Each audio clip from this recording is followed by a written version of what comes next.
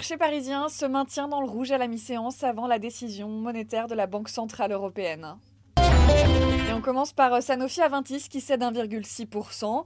Dernière rumeur en date en provenance du Figaro, le laboratoire français et Genzyme se seraient mis d'accord sur un rachat à 72 ou 73 dollars par action, plus un complément de prix de 2 à 5 dollars. Groupe Partouche est sanctionné ce midi.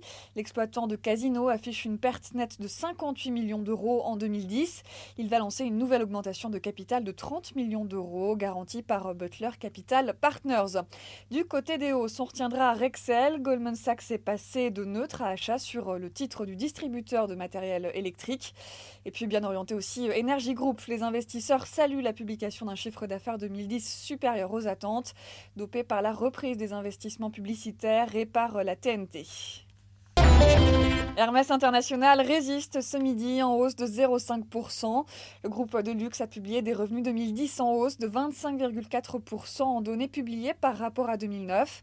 À taux de change constant, la progression atteint 18,9%, au-delà de l'objectif de 15% qui avait été relevé dernièrement. Sur le seul quatrième trimestre, les revenus se sont appréciés de 27,9%. La marge opérationnelle de la période s'est améliorée de 3 points environ selon le management, contre un objectif de hausse de 1 à 2 points. La croissance du résultat avant impôt devrait dépasser légèrement 40%.